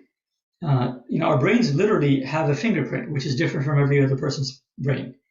And so in that sense, there's some issues around this with privacy and et cetera that these technologies can impose around. You can actually detect the fingerprint of a person's brain much more accurately than even our literal fingerprints. So the concepts of identity, the concepts of the computer imposing itself into our brain, those are real issues that they can be solved. It's not impossible, but those are things that we're not even in the research community is not even looking at because they are so far off of the radar. We are not there yet to be able to do any of that. But those are real things that we'll have to grapple with. I expect in at least a decade or more. Yeah, I don't think we'll be in those. I don't think we'll have those issues to grapple with for at least another decade. But yeah, very good, excellent ideas. If there are there any other questions? If not, I actually have one I can ask as well, a couple that I could ask that I would like to follow up on. But Ian, I see you unmuted. Do you have a question or comment? Yes, a couple actually. To expand upon the previous, am I audible? Yes. To expand upon the previous commenter, the great difference seems in maybe thought processes or the like that are apparent would suggest that if the so-called telepathy part of the neural interface, we realize there would have to be some kind of translation mechanism. For instance, there seems to be, for example, a different resolution in terms of the pictures we have in our heads, where recently it was publicized that there are some people who actually do not form pictures of visual images at all their heads. In other cases, the ability to form detailed visual images seems to be linked with IQ and with really, should I say, stupendous mental abilities. Like, for instance, chess champions who can visualize entire board and moves and the like in their heads, for instance. So, for instance, if we could connect our brains up one day with the likes of Bobby Fischer, for instance, would his signal need to be somehow translated to our lower grade visual signal, for instance, presumably? These issues will have to be tackled. But on a more mundane, rudimentary level, there are also fascinating questions about the mechanics. That's, for instance, I mentioned a battery supply and the danger of heat to the brain. What are strategies to alleviate that in terms of compartmentalizing the battery or a power source that somehow produces minimal waste heat, but however, enough power for the implant, for instance, as well as the material issues, such as, for instance, classically, a problem was that rigid electrodes damaged soft brain tissue. Are there strategies to try to create electrodes or implants that have mechanical properties that approximate the surrounding brain tissue so it can intermesh with it without damaging it, for instance, or even ultimately integrate itself within the brain tissue? And last but not least, along with the private commercial efforts, are of course numerous academic efforts. For instance, as I recall, a main pioneer in the BMIs was the Duke University researcher Miguel Nicolelis, who did quite classic work. Actually published a few papers on popularizations of the brain-computer interfaces. Can you comment about how his group relates to the commercial efforts and maybe what progress is in terms of the BMI landscape? So, a few questions. Okay, yeah. So the first one about translation mechanism, that's one of the examples one I gave earlier about apple versus potato chip, right? But it gets much more complicated than that. That's a simple example of the idea you're raising around translation. A more complicated version of translation would be if you have a child with an implant and an adult with an implant, and the child's world and understanding of the world would be much more sophisticated than the child's. Let's say it's a 4-year-old child, right? A 4-year-old child may not even have concepts in their brain. Their brain has not even formed the structures and the neural pathways that help them to understand certain things. For example, while a 4-year-old child may understand, well, I'm trying to think of a simple example that can illustrate this. The understanding that a 4-year-old child has of voting, okay, versus what an adult has of voting would be magnitudes different. And so if the adult is trying to teach the adult concept of voting to a child, one, there would be translation that would be required by the systems on both the adult side and the child side. But that translation would be limited in that it could not surpass the limitation that the child's brain has not developed sufficiently. Because the child's brain literally has to have certain concepts in place, biologically developed, for the child to understand things like, let's say, privacy, right? Because in voting, in most democracies, voting has tied to the concept of privacy, that who you voted for needs to be kept private. But if a child doesn't understand, or a child may understand privacy because they understand clothing, right? So they may understand that. But whether a person's vote, whether you can rescind a vote, or whether you can change your vote in the future, or whether a person's vote can be canceled, or let's say a person becomes a criminal and their vote is rescinded by the government. These are more complex issues around voting that a child probably will not be able to understand. So there are a lot of things going around what we think of as simplistic with voting, but the adult concept of voting is much more sophisticated than what a child would have of voting. Right? Voting to a child is raising your hand in a classroom. Teacher asks you a question. Some students raise their hands, other students don't, and that's a vote. But excuse me, there are many more aspects of voting that a child would not be able to understand because their brain has not formed those. It has not formed those symbols, the symbolic elements of those concepts. Excuse me.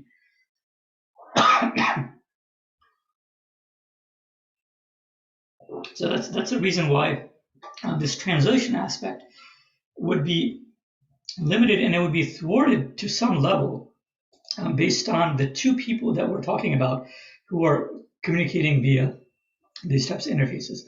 The second thing you talked about the electrodes and the rigidity and the fact that they could cause damage. So the difference between the Blackwell system and the Neuralink system is exactly that. The Neuralink system uses electrodes that are flexible. They are longer for that reason, but they are more flexible. But they're not completely flexible. They are not as gelatinous as the brain tissue is. So they do degrade a little bit, and they do cause some damage in the brain, but much, much less than the Blackwell system does. The Blackwell system has basically metal spikes. They're as rigid as they can be. And they do literally, they lose material. The matter that they're made of, the metal that they're made of, actually gets lost and taken up by the immune system of the brain, and usually they're flushed out of the system, but they do cause damage to the brain. So that's something that really is a real problem. Excuse me. I'm not sure what if that covers. I think you talked about. Yeah, he asked about Miguel Nicolaus. Yeah. So I don't have a strong background in everything that he did, but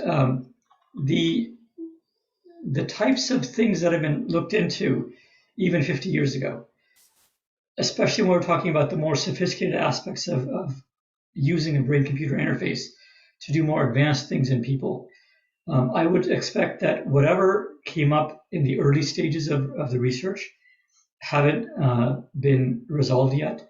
A lot of the issues that we talked about so far are still there, and we actually have found more sophisticated difficulties with BCIs. The actual part about implanting and the part about their longevity and the part about the safety, those have been dealt with a lot. But in terms of usage, in terms of what parts of our brain abilities they can augment or replace, those aspects remain not that different from originally. Although if he did his, I think he did his work in the 70s or maybe in the late 70s. So at that time, we didn't have neural networks. So the neural networks were extremely, extremely simple. They really couldn't have been used for this application. And so that aspect alone, the fact that we have neural networks now, sophisticated neural networks now, has changed the game.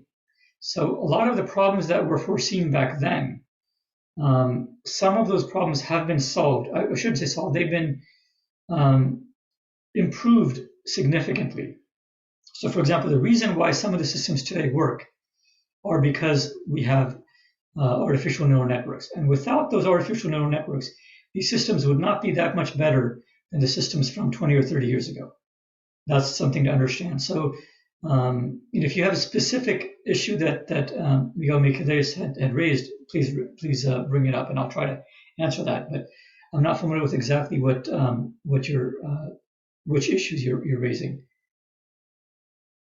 And that was for Ian. Just briefly, he's even said that a lot of what Neuralink is doing is probably not possible.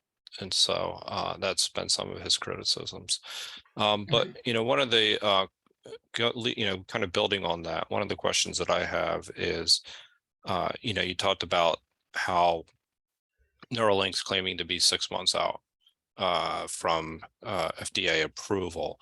But you're not foreseeing that in your own personal opinion. So what are they asking? What is Neuralink saying? And what do they need to say in order to get approval? So there isn't a lot of Neuralink has not disclosed all of the things that basically this information is privileged, is private. It doesn't need to be disclosed, because this is not, and again, let me just clarify, this is not the approval process that they're going through. This is only approval for a clinical trial. It's a very early stage. This is not approval in regular, in people in general. This is an early approval only for a very controlled type of study. So basically what happens is that Neuralink will have to define all of the parameters of the study. Okay, and the study would be geared only around safety. Okay? They can do more than safety. That's what happened with Synchron. They did much more than safety. But at a minimum, FDA expects them to prove that this device is safe. So one of the things that I'm aware of that Neuralink was asked about was that so Neuralink has done, and because of the nature of the device, it has to be implanted, and then after a certain amount of time, it has to be explanted when you removed, and then a replacement unit has to be implanted again. Okay? Mm-hmm. So one of the things that the FDA asked about is this explantation procedure. That how much damage does it cause? Because it does damage the brain. Because when you're pulling it out, it's almost like, if you think about it, the implant literally bonds to some neural tissue. Neural tissue grows around it and meshes into weaves into the fibers that the implant has. So when you pull the Neuralink implant out, some of those neurons literally get ripped out with it. Okay, so it literally causes some damage. Now, the theory that Neuralink is going on is that there are so many neurons in any area of the brain that even though it's destroying neurons when you're explanted, and the new implant that you put into is similar in the same, and it'll be going in the same place, because you don't want to drill a new cavity in the skull. That's very dangerous. You don't want to have multiple holes in the brain. Right. So it's going to go in the same location. So the theory that they're working off of is that those new electrodes would go into similar areas. They don't have to go in the exact same areas, but they would go in similar areas, and they would connect with other neurons. Now, the problem is that Neuralink has not done this testing beyond about what it seems to be 2 cycles in animals. They've put new implants in, they've taken it out, they put a new implant in, they've taken that out, and put a third implant in. They haven't gone beyond that.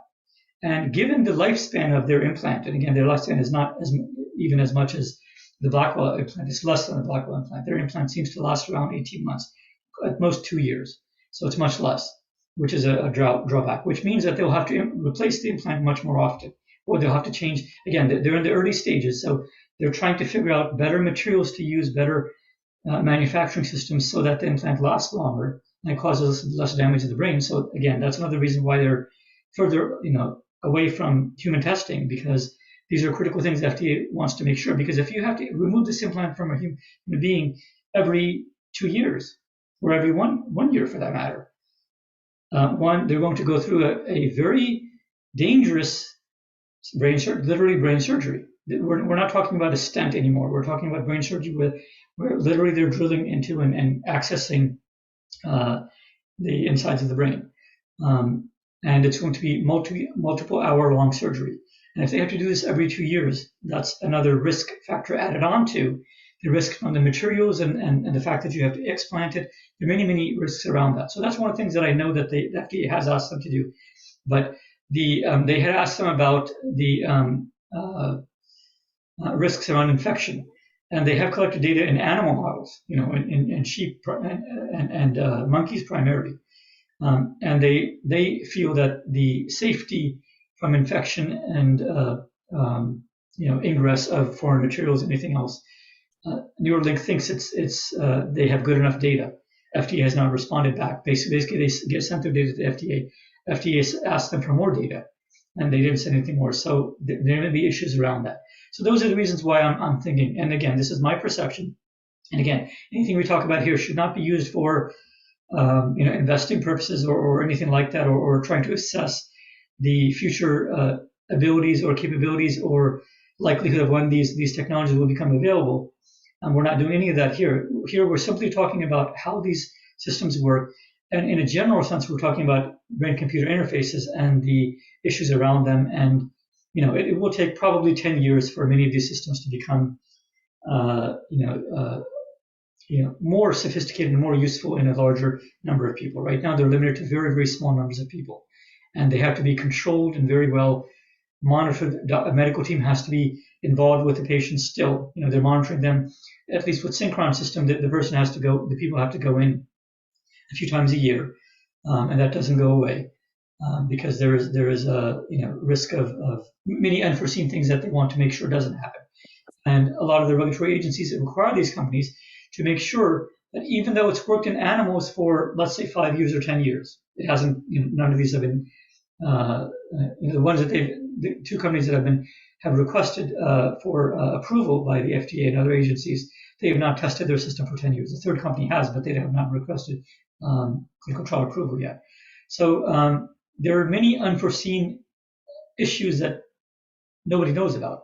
Right. And so that's another reason why they're expected to continuously monitor each of these patients, even though the systems seem to be stable and working. The monitoring for safety purposes is required, and that will be required, continue to be required for long term. So can a Neuralink chip be hacked? So it depends on what you mean by hacking. Okay, so there's many types of hacking. The simplest type of hacking is what you might say interference. Right. Okay. So, for example, like a cellular signal, or you might even say a denial of service attack on a website, right? Where what's happening is that there's somebody who comes into the middle of a transmission path, right? So the Neuralink system is transmitting information out of the brain into a computer, okay? And something could come in the middle. So anyone who knows about, for example, radar jamming, okay, that's the type of thing that can be used here to literally jam the signal that is coming out of the Neuralink system so that the computer can't communicate with it, or vice versa. The computer sends information to the implant, and that can be jammed so that that interface is broken. It's almost like you cut the wire. So that type of jamming can occur. That can happen, with the Neuralink system because it is wireless. More sophisticated types of hacking would be where the hacker is able to understand the information that's flowing between. Now that probably will not be possible for another, few years to probably a decade or more, because the type of signal that all of these implants are picking up are very specific to the person. They are not specific to the implant. I mean, they're specific to the implant, but more than the specificity to the implant, they are more specific and more tailored to the person and how their brain, that region of the brain, is physically structured, how the neurons are physically structured. It is literally dependent on that. And unless the hacker knows that inside information about that person's brain and how the implant has tied into the brain, exactly which neurons and the mesh of the neurons that they have, unless the hacker knows that information, and unless the hacker knows the level of signal amplitudes and the way that the signals transfer between these neurons, there's a lot of information that has to be known to hack into the signal and to be able to use that signal for any meaningful purpose. So that level of hacking today cannot be done. Unless somebody literally is eavesdropping on that implant for days and days and days. So, for example, if somebody puts a second smartphone on that person's body, and that smartphone is eavesdropping on the signals for, weeks and months.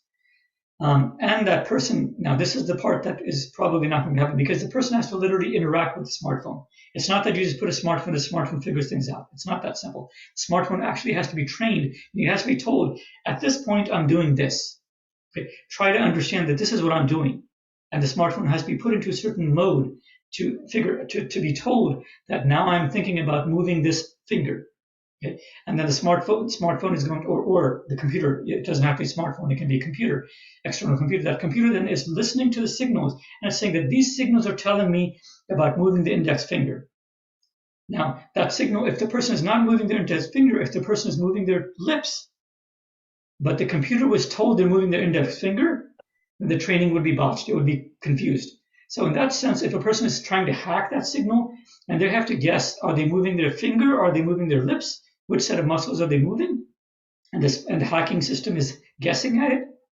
That guessing wouldn't be good enough. It would not be able to do a whole lot.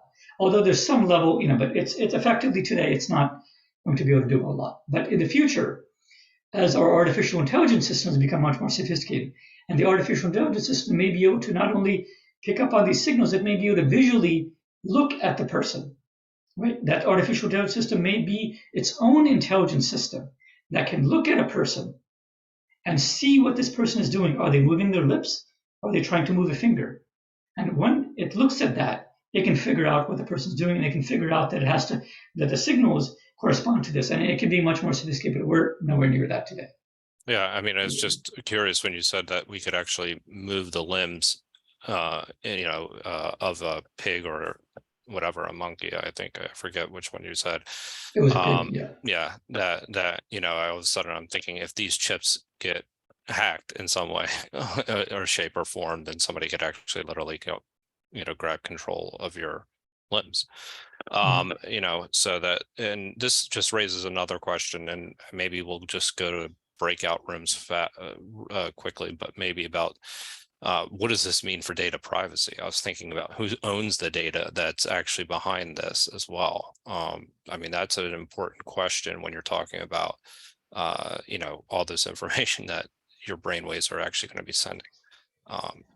Do you know, is it Neuralink or what is it?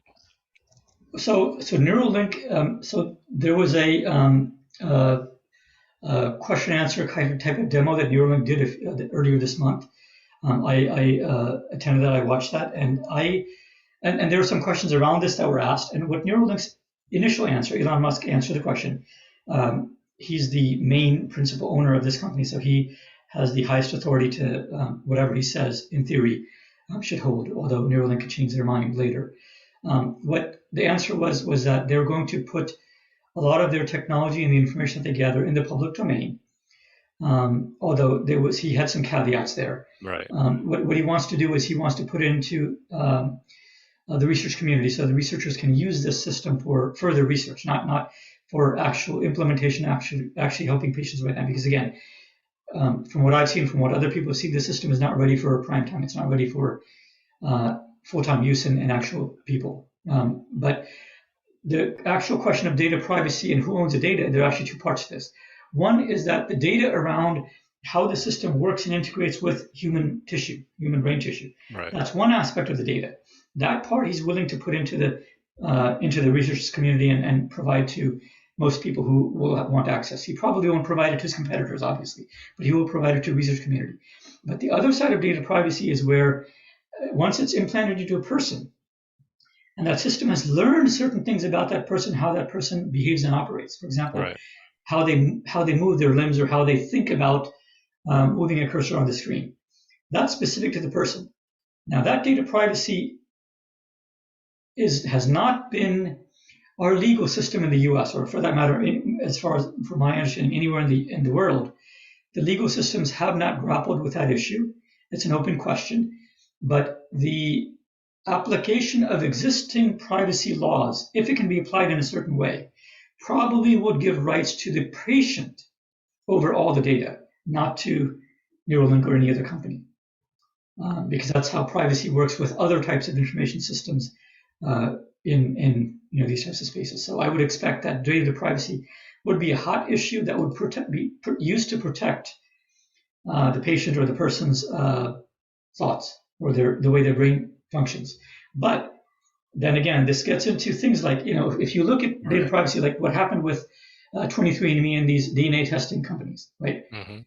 These DNA testing companies in the beginning talked about, privacy would be kept. But what we're finding now is that the issue is so complicated that a lot of the information that they collected have actually been used against people in so many cases, and have hurt people in many cases without their knowledge. It actually has, in some cases, in very unusual situations, it's actually hurt their family members. There have been cases where people have sent in their DNA for testing, and a relative of theirs that they didn't know was a criminal. And because their DNA was close enough to that relative's DNA, and that relative's DNA was in some crime database, that relative got picked up based on the data that's provided by these DNA testing companies. So even though that relative who was a criminal was not tested, their DNA was not tested, at least through these systems. It was put into, it was put in through a crime system. Maybe they did a crime where some DNA from an unknown person was collected. Well, the DNA of that unknown person is in a crime database. The police don't know who that person is. But right. because this DNA from their relatives are known, and you can extrapolate mathematically the closeness of the match of this DNA in the crime database to the relatives, you can extrapolate how close a relative it is. And that's actually happened a few times in real cases where they've been able to find actual criminals and arrest them using their relatives' DNA. So that's an example of privacy where in this type of situation, it would be much more complicated and it would be much more exposing Right. to individuals. So there are many cases that have not been looked at. It's a complicated area. But we're nowhere near needing to look into these issues because, again, those are at least a decade away, probably more than that. And again, I'm saying this based on my understanding. My understanding of the sophisticated and the speed of advancement of these is probably more than what I tend to be less conservative on these. I'm not overly optimistic, but I'm not overly conservative either. I mean, I believe that a lot of these AI technologies will be able to replace a lot of human behaviors in 10 years.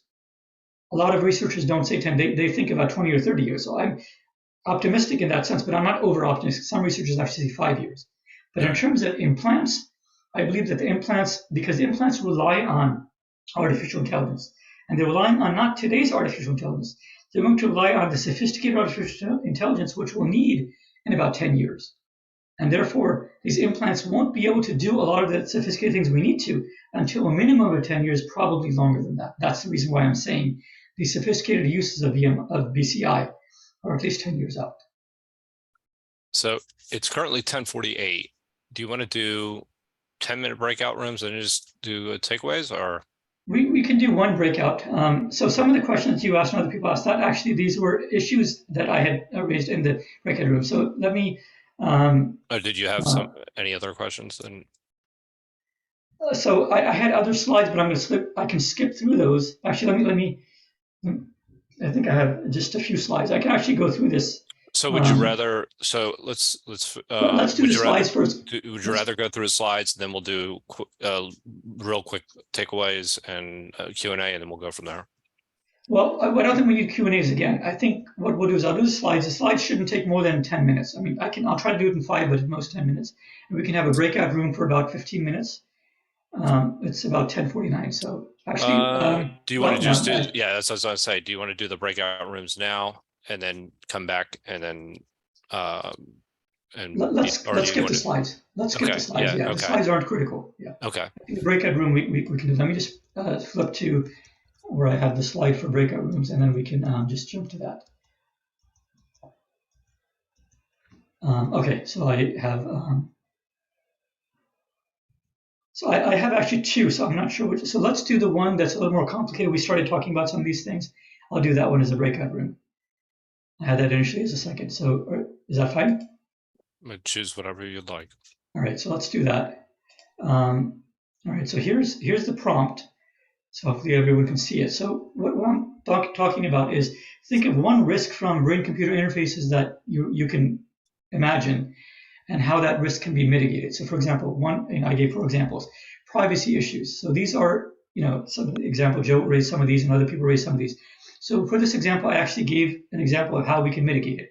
So we might build into this system an ability for the person who has this implant, for the ability for that person to lock the interface to prevent snooping, right? So literally they can lock the interface so that it stops working at certain times, and they get to choose when that happens. So that might be a way to mitigate privacy issues. So that, and you may come up with other ways of doing it. So there are 4 examples I gave, but you can think of any risk that you see from brain-computer interfaces. It might be privacy issues. It might be exploitation of civilians or soldiers. It might be consent. And I put specifically consent of children because that's something easy to understand, but it may be consent around people who are in comas, let's say, right? Do we want to implant things in a person who's in a coma? Or loss of self-identity. These are the issues that have come up already with implants, because especially when the implant is removed from a person, the person feels like that implant is a part of them and they need it. They literally want to keep it. The person, the 68-year-old individual who's been using the implant for 15 years, he doesn't want to give it up because his sense of identity and his sense of functioning in the world is tied to that. So these are examples of things that might think of them as prompts for the breakout room. So Okay. So that's All right, so we'll go to the breakout rooms for 10 minutes, then we'll come back and share our takeaways or ask any final questions, and then we'll close it out for the evening. Sure. Okay. And I don't think it's going to be complete chaos. So does anybody wish to share their takeaways from this evening, or any of their anything that they discussed actually maybe in the breakout room, with as far as the question was one risk with BCI and how could it be mitigated?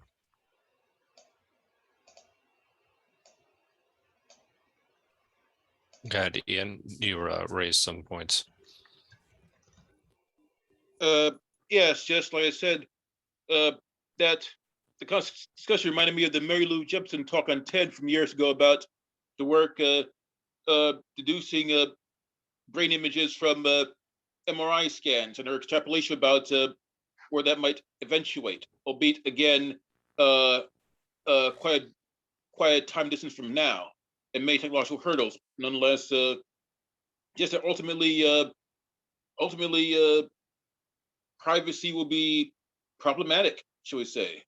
So again, it's something we have to deal with right now, but that's the end point we might have to consider. But again, like I said, I encourage people to watch the Mary Lou Jepson talk, Could Future Devices Read Images from Our Brains, ? From 2014 on YouTube.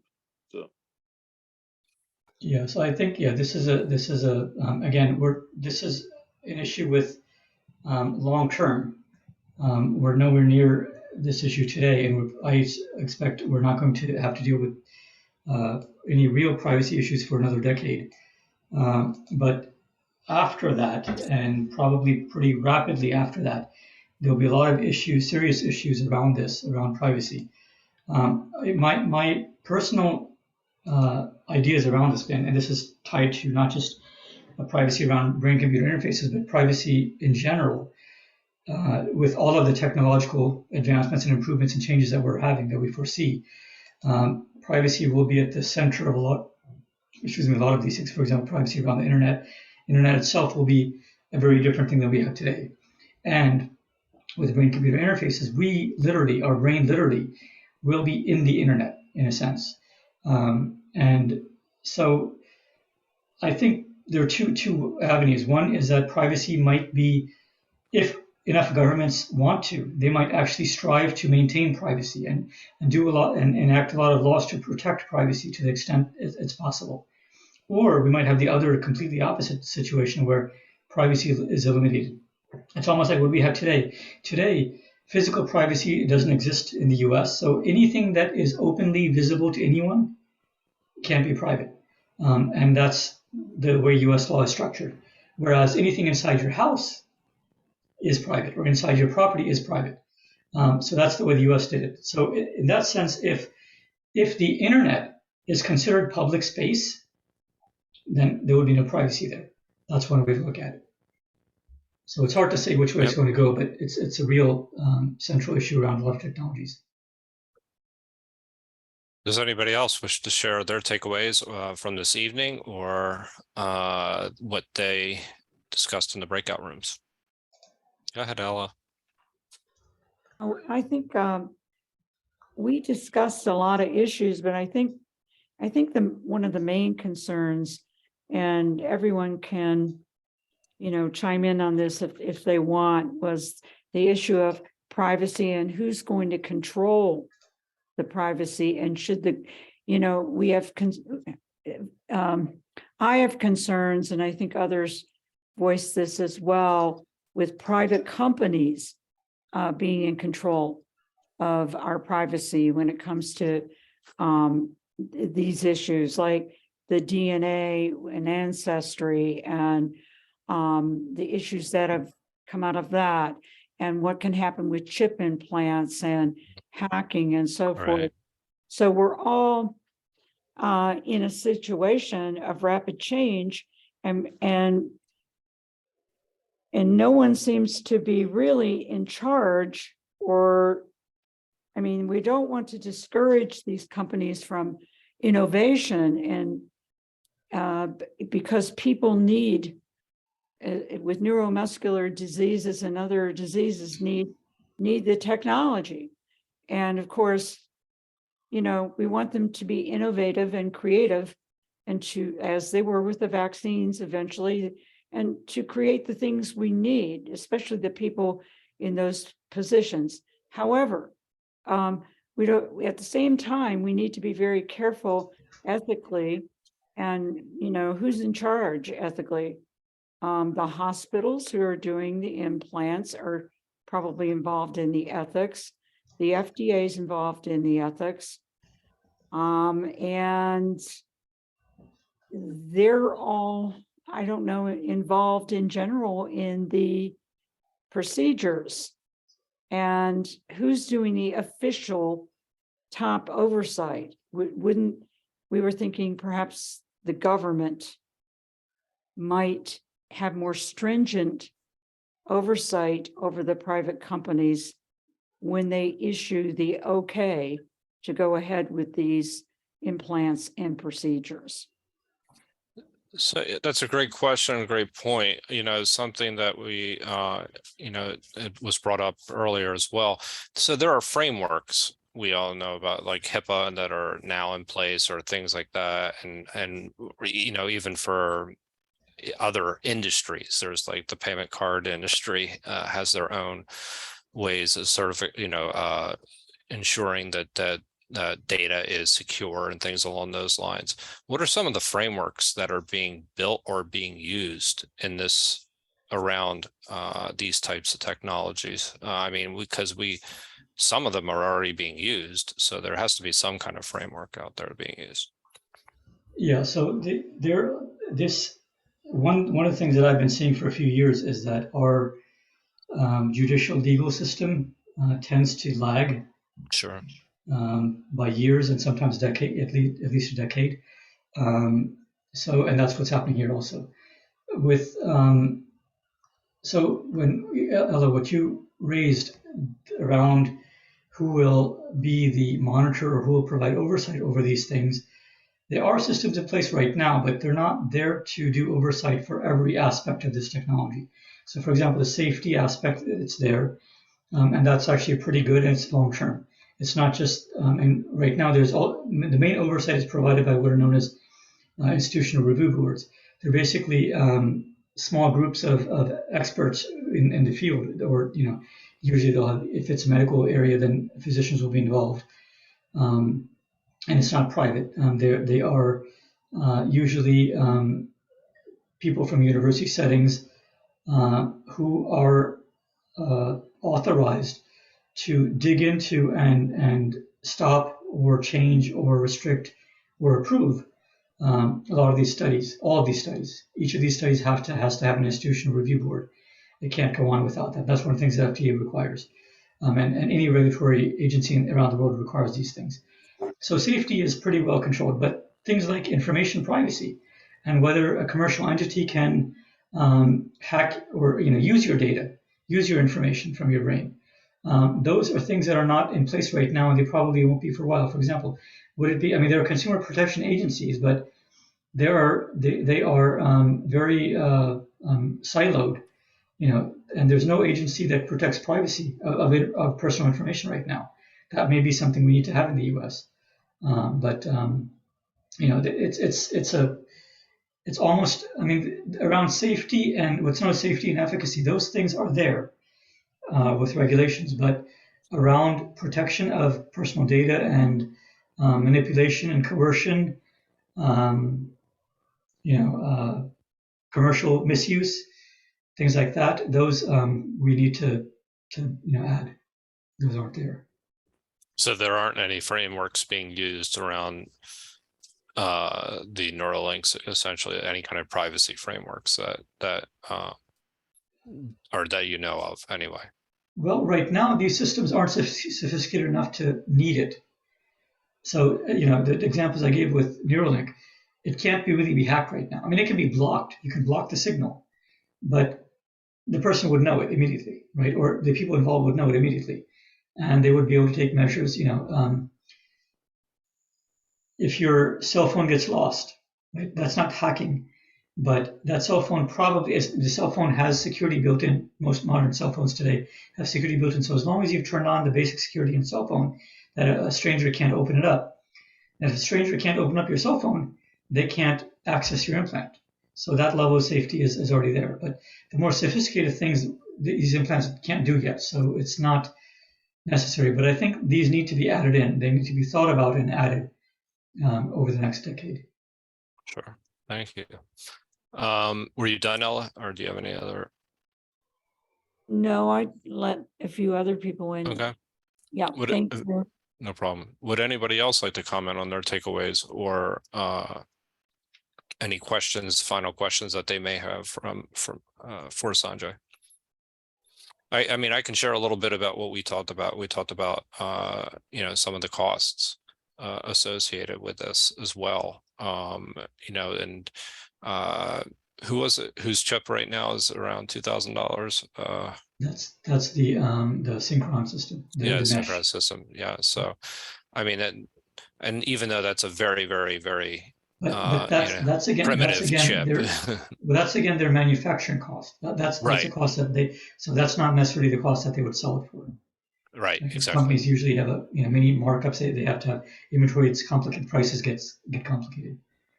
So, but it gives us a ballpark for what the cost. And the Neuralink system has been estimated. Right now, the estimate is around $10,000 for each implant just for the product, not the surgery, not for the training. Those are additional costs. But just the product itself is around 10, and Elon Musk's goal is to bring it down to around 5,000. So ballpark numbers. Aaron, do you have a comment? Ella did a good job summarizing what we talked about. But one other thing we talked about was the issue of, just more of a potential scenarios where how would, consent be decided for these kinds of devices and, different kinds of medical conditions, or, maybe someone is a minor and would their parent need to be giving consent, or would they be perhaps unconscious or something, and then it's necessary to give them one of these devices and they didn't have a chance to give consent yet. So we were just kind of, reflecting on that issue of consent. Yeah, those are very important points. I mean, our current legal framework has some of these things. It addresses some of these things. For example, when someone is in a coma, the next of kin, or there may be a guardian, legal guardian that's appointed. There are many aspects that our legal system tries to do, but this would be much more sophisticated. It would require much more. It would require new nuances to the laws, and especially with children. I mean, right now, children by default, consent is given by their parent or their guardian, legal guardian. But in this case, and actually even with consent around children, there are issues where there are things right now where a parent may give consent to, and actually this has been happening for decades, where parents have given consent to children having certain types of surgeries, where the children, after they become an adult, didn't want the surgery, or they decided it was not in their best interest. Nothing could be done at that point. So these are fundamental issues where you really can't ask a child because they're not sophisticated enough, they don't understand, or they don't have the decision-making ability.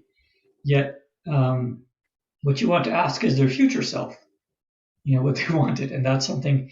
Well, I mean, this is an area of, or if these implants can kind of extrapolate how the child would grow and how the child would think based on their present day thinking at a young age, right? Maybe that would be a part of the legal framework, that the system would be required to extrapolate their thinking over years. I mean, again, this can't be done very well because you can't extrapolate too far down the road. The further, if you extrapolate 10 years down the road, it's going to be less accurate than extrapolating 1 year into the future. So it's a risky proposition. Yeah. Now, one of the other interesting questions would be, you covered 3 particular companies who I'm guessing are considered the market leaders. I don't know if ultimately there are other. It depends on how you slice the market. Like, for example, if you look at the market as non-invasive, if you look at the market as what's the easiest product to get out, and I'm talking about invasive. I'm talking about invasive. I'm sorry. Yeah. Yes. So these are the 3 major players in the invasive part of the market that I could find. They're the larger 3. Yeah. That I can find. Yeah. And they're starting to be just under a dozen total companies in the market right now that I can find. Yeah. But there's starting to be a lot of investment starting to be put into this technology as it starts to mature. Right? Yes.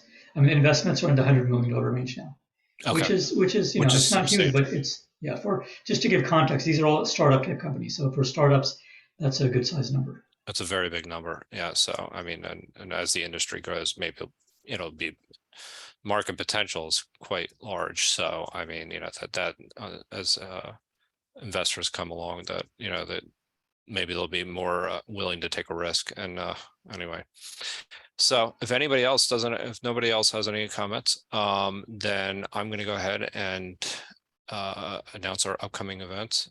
Thank you, Sanjay, for a great presentation. This was really interesting this evening. I really appreciated learning more about all 3 companies. I gotta admit, I wasn't familiar with Blackwell. So coming up tomorrow, we have the Gospel of John. We'll be covering chapter 14, I believe, verses I